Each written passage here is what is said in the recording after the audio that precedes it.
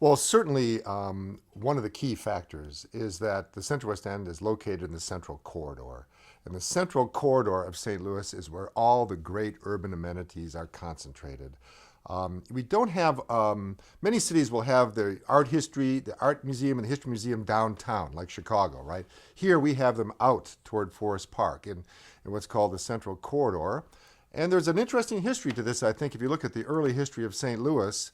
You probably know this better than I do, but the well-to-do began moving away from the kind of chaos and noise and jumble of industry along the river. So they moved directly west to get away from it instead of moving north and south along the river. And they started moving west, and they've done that continuously to this day. There's kind of a wealth belt that comes straight out of downtown. And as they moved west, they deposited these civic institutions like St. Louis University, like the Symphony, like the Art History Museum, like the Art Museum, like Forest Park, all these great institutions. And so the urban amenities are there, and that certainly is a great, it's called place luck. If you're a neighborhood, it's nice to have some place luck, to have these kinds of amenities around you to attract people. So that's certainly part of the story.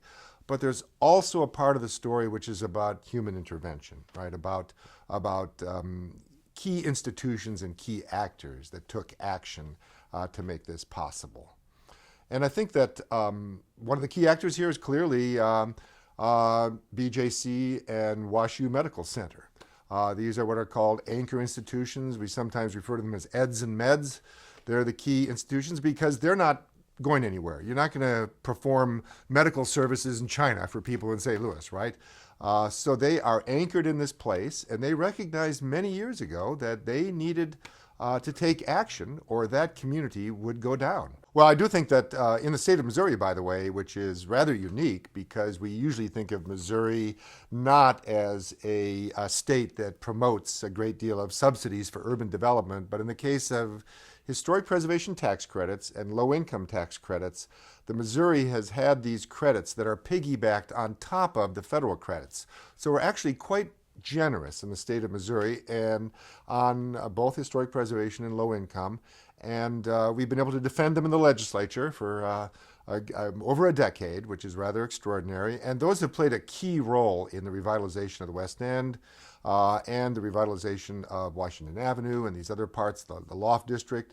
So if you look at, how many historic tax credit projects there are and how many low-income tax credits as well. There are a lot of them concentrated in the Central West End, Forest Park, Southeast. And you had also, I think a key element in this is having the capacity, the civic capacity to actually utilize these credits. It's one thing to have the credits.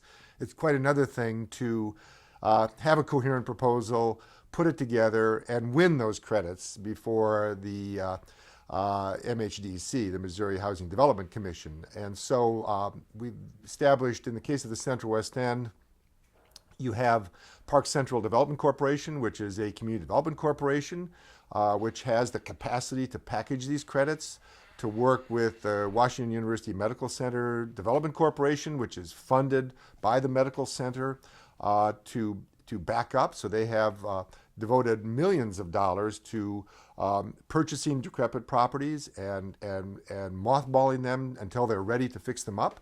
So that's been key.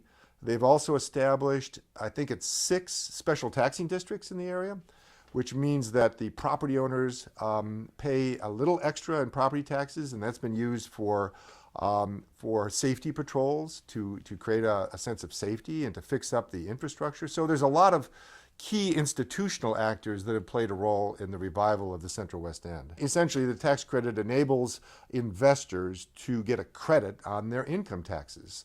So it's worth a certain amount to them to invest in a project, and therefore it discounts the cost of the project. It makes the project more affordable. It can be a considerable savings in these. And what happens in the tax credits is it jumpstarts the market, because once you begin to fix up some of these properties, right now the Central West End doesn't really need subsidies to develop. There are non-subsidized developments occurring in that territory. It's become its own sun, right? It has gravitational pull of its own. It doesn't need these kinds of extra incentives to get it going, but you need them to jumpstart the market because as you know, back in the 70s and 80s, the Central West End was not a booming neighborhood. It was under a great deal of stress. So it's come back in the last 20 years, and policies played an important role.